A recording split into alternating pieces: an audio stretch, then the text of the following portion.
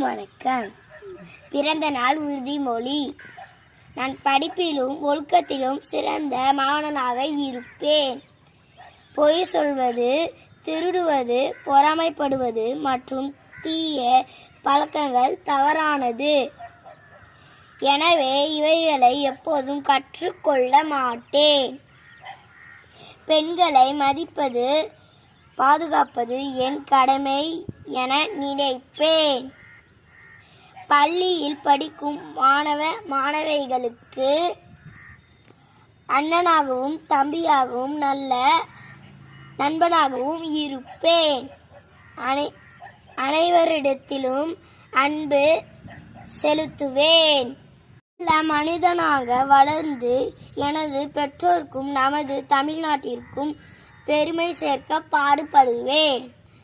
தமிழ் வாழ்க, ஜெய் ஹிந்த்.